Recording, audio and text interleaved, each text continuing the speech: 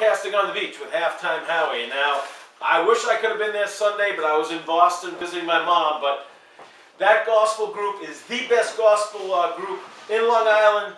Walter was rocking it out. So let's have a round of applause for my good friend, our videographer, the great Walter Cersei!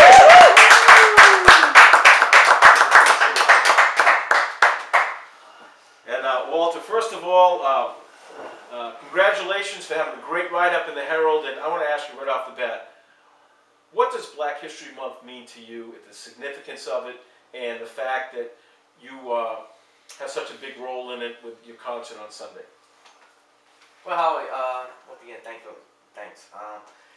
Black history to me means that the children here needs to know about the history of African Americans. As you know, I am affiliated with the Christian Light Missionary Baptist Church right here in Long Beach. And as some people may know,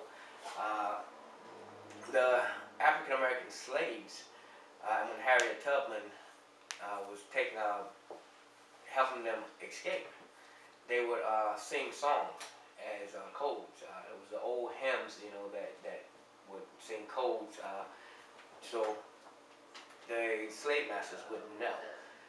And about the concert on Sunday, you know, everybody participated. Everybody was into it. It was really great, and it was a really big turnout. Now, Steve told me you were awesome on Sunday. I saw you on that horrible day a few weeks ago when the Jets beat the Patriots. I happened to. So even though your concert was great, the Jets and Patriots ruined my day, and you were awesome. And what do you think of right now? We get a little sample of Walter's gospel singing. What do you think? Oh, no? All right, okay, all right. Did it before, but anyway, talk about the gospel concert and the fact that you guys are all so passionate. Well, first of all, I've been singing gospel ever since I was about 13 years old. I started off in the studios with some of the old-time quartets. As a little boy running around behind them. And my father was a minister. He was a pastor of a church, and I've been in church, you know, all my life. And I just started singing with the choirs. And once I got into Long Beach, I met up with, I joined the Christian Light Missionary Baptist Church, and out of that we formed a spectacular quartet group called the Gospel Sons. We all like a family together. And we just sing to the glory of God. I mean, I love singing. Singing is one of my passions. I can't say that it's my only passion. Singing is one of my passions. My other passion is, of course, you know, my videography and photography. And you have a group of 9, and they're very passionate, and they do a great job. And when is your next performance coming up? Because I know you guys are always busy. You're always rehearsing. There's always something on the agenda. I know Sunday went great, but I know you have always something that's coming up. All right. Well, the Gospel Sons will be performing Saturday night, this Saturday night, February 26th at Calvary Baptist Church in Lakeview. There's an appreciation program for Dr. Pastor Pearl Marie Brown, and we are one of the featured groups on the program. It's going to be start at 6 o'clock. It's going to be a great time. So anybody that feels that they can make it, we'll be happy to have them, and we will be more than happy to sing glory to God. All right. Excellent. And by the way, again, if you missed it, it's on page 13, this week's Long Beach Herald. Great story. Let's give it up for Walter Cersei. And now I want to turn my attention to the history of Long Beach. We have several gentlemen here who have been in Long Beach their entire lives. First, I want to welcome to my right, he was a lifeguard in Long Beach for over 50 years. Let's welcome in Jimmy May. And we thank Tommy Mundy for bringing Jimmy to us. And Jimmy, 50 years ago, you started as Long Beach. Let's go down memory lane. What was Long Beach like when you first started as a lifeguard in your very first years in Long Beach? Well, let me go before that. My mother was a Senator Reynolds housekeeper before I was born. And I was born there, 141 East Park Avenue, where Citibank is now. And I didn't go on the lifeguards until 1980.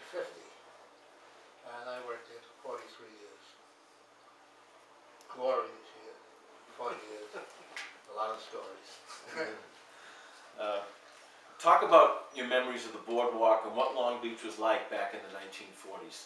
How has it changed from where it is now? What was Long Beach like back in the 40s and 50s?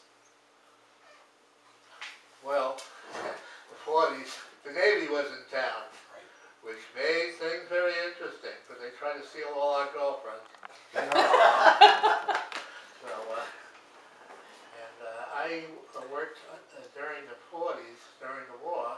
I worked in Island Park on the Commodore Fishing Station for 4 years. So I missed every summer until 1946 when I wanted to play football, and I had to quit.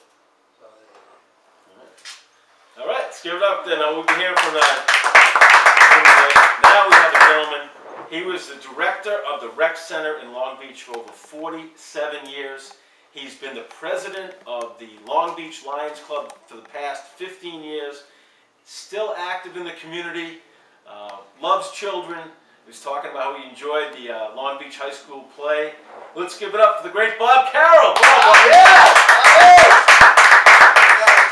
And this is Bob in 1938.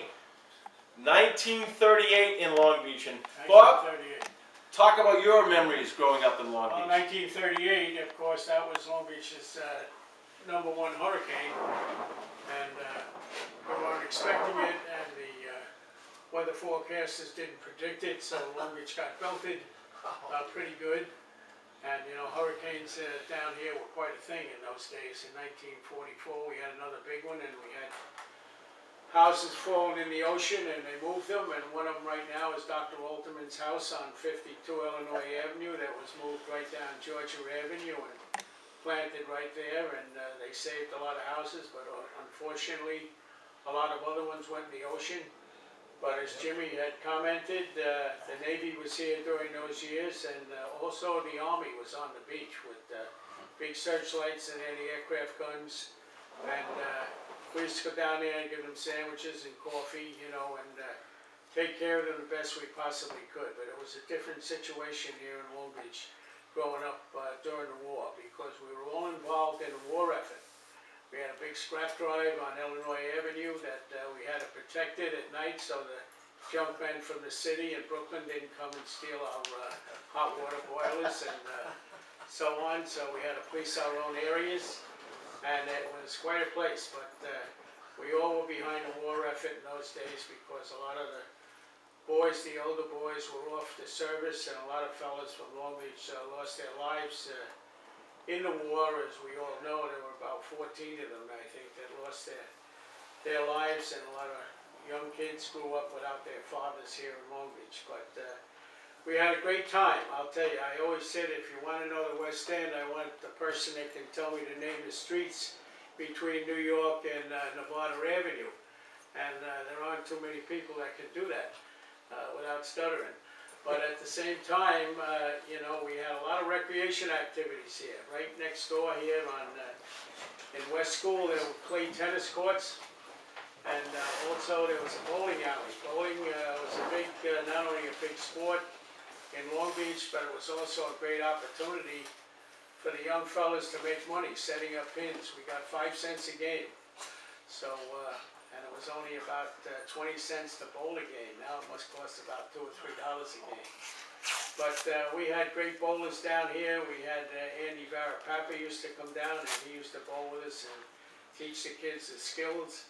Now don't forget, we had the New York Rovers here, the hockey team. They were the minor league team to the New York Rangers. A lot of the Rangers lived down here, and a lot of the New York Rovers lived down here. So we got to play hockey, but we played roller hockey on roller skates, and there was no place to play, so we used to skate over to Far Rockaway, and we played a team over to Far Rockaway. They charged us a dime to get over the Atlantic Beach Bridge with a pair of roller skates on, and a dime to come back. So that was, we used to have to sneak by the fella just to get back to home. But we had a lot of fun when we were children down here in Long Beach. We had made our own recreation programs. We had our own teams. We had the Wildcats and the Hellcats and the Ramblers, and the girls had their teams, the AZA and the BZB. How about the Crescents? And the Crescents, that was Jimmy May's team, the Crescents. They were from the East End. We didn't talk to them that much because we were from the West End. And but we had a good relationship when we all got into high school and junior high school, and we played ball together. I played 5 sports in high school, and I kept us busy and kept us out of trouble. But Long Beach was a great place to grow up in, and we spent most of our time in the bay and in the ocean. And you know, if we weren't clamming, we were crabbing in the bay and selling crabs and clams and killies and so on. We got made a few extra dollars there, and we right around everybody. We did whatever we could to help people. You know, we chopped wood all the time. Most people had wood stoves, coal stoves, kerosene stoves. We didn't have oil heat in those days, and it was good. It was a tough community, but at the same time, we fought our own battles, and we did a wonderful job. And as time went on, and I got into the recreation department, we established a lot of new things like horseback riding on the beach. And we stabled the horses under the boardwalk on National Boulevard. We came up with a lot of innovative ideas that sort of interest the people quite a bit with all the shows and concerts on the beach and the arts and crafts festivals and the art shows and various football activities that we had for children that were from 7.5 years old up to 17 years old. And we had all kinds of athletics, and we did everything we could. And just before I left, I got an $8.5 million grant that we did the Bayfront project down there on between National and Magnolia Boulevard, a beautiful park. And hopefully that they're going to improve on that over the years as time goes on. Time goes very fast, as we all know. So the West End got a little crowded over the years since I've been down here. I think there are only 11 students in my class that graduated from West School. 11 students. So, you know, time goes fast, as I said, and West School has grown. They added to it, and it's a beautiful facility, and they do an excellent job. So, with all that, I'll say good night, and thank you very much. All right. Let's give it up for Bob. All right, Tommy Mundy is back with us tonight. Tommy's been so busy, but he was so instrumental in getting us so many great guests. And Tommy has a question. Yeah, just for these great guys. By the way, I know Mr. Carroll from St. Mary's Church, and Mr. May, he had sponsored me for the Ancient Hibernians. These men are 2 of the greatest men in Long Beach history, and this is the type of man that made this city the greatest city on Long Island, Howie. And I have a question for Jimmy. Tell us what it was like, because as you know, Rowie Daly was my gym teacher in Levittown growing up, and I know that you were friends with Tom Daly Sr. Tell us what it was like in the beginning to be a lifeguard down here in Long Beach from the start, from the get-go, Jim. Well, it was $40 a week for a 6-day week, but it was the prestige of being a lifeguard, and they made a lot of people, they made a lot of friends, and I'm still in the lifeguard alumni and everything, and our friendship goes back with everybody a long, long time, and unfortunately we lost a lot lately. But I'm still here. Of course, I don't like the lifeguards anymore. I can hardly walk. But it was an adventure I'll never forget. And like I said, I was born in Long Beach. I've been here all my life, except for 2 years away in the Army. I was in Italy for 15 months. Glorious Italy. But that's another story. All right? Very good. Excellent. Thank you, Jimmy. All right, thank you very much. Don, you want to say a few words? Yeah. Nah. Well, let's give him a round of applause. Don Phillips, retired first. All right. And this is something that Bob is very passionate about. We want to promote this. The Lions Club of Long Beach has the 85th anniversary golf tournament.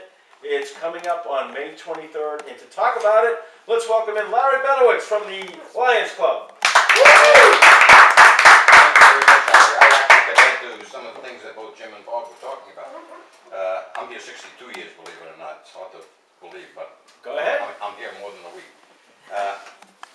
city itself was entirely different back in the late 40s, early 50s.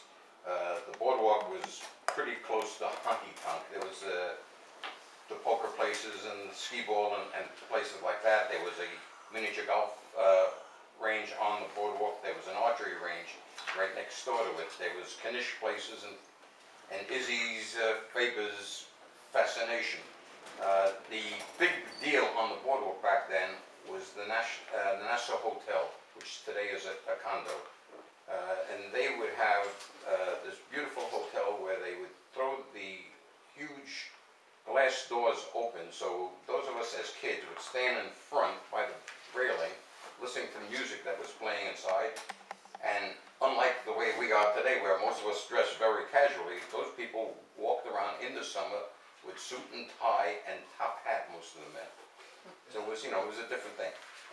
Under the boardwalk at Magnolia Boulevard, we had the Continental Bar. Something for all of us to aspire to, you know, once we got to near the drinking age. On Laurelton Boulevard was a guy that sold hot dogs under the boardwalk. So you can tell these things all over time have changed. But getting back to where you wanted me to talk about, Long Beach Lions Club is celebrating its 85th anniversary on May 23rd at the Inwood Country Club. We have secured many sponsors. We're still looking for more sponsors. We have secured many gifts, and we're still looking for more gifts. We're honoring New York City Fire Captain retired Al Fuentes. For those that don't know much about Al was the last person they took out from underneath the rubble about 3 hours after the buildings collapsed. A great guy, and I just hope everybody is able to hear what he'll tell us on the 23rd. We're also honoring Ed Liebman, who's the current district governor for the Lions, District 20 K2. Also Barbara Rogas, who is the director from the Juvenile Diabetes Research Foundation, and Wells Jones, who heads up the Guide Dog Foundation. We as the Lions Club have purchased 16 guide dogs over the years. Nobody here in this town has ever received one. It's basically a random thing. New York State has only had one dog that went to it. Dogs have been delivered to people in Texas, Illinois, Georgia, etc. But we raise the money, we buy the dog, and someone benefits from our activity. 6,000. Yeah, we spend $6,000, by the way, to purchase the dog. So that's, you know, part of what we do every year in raising funds. We also contribute $5,000 every year to the Long Beach Hospital. We contribute money every year to the diabetes, juvenile diabetes, and the Diabetes Foundation. So we raise food at Thanksgiving for poor and needy families. Here, we're going to have another event in July, Paddle for Sight. So we stay active all year long, and all of it is due to the fact that it takes a lot of money to make all these, you know, contributions that we, you know, force ourselves to do. All right, let's give it up for Larry and the Lions Club does so many great things for the community, and I know wintertime they take the coats at Laurel Cleaners and they give it to the needy. So it's such a great organization. They do so many great things. All right, we have to take a break. I hope you enjoyed our Long Beach segment of history. We had some great guests, but after the break, we have some more great segments coming up. This is Broadcasting on the Beach with Halftime Howie. Give a listen to all our great commercial sponsors coming up. We're supporting Long Beach in this show. More fun on Halftime Howie, Broadcasting on the Beach on Long Island's first and oldest radio station, W.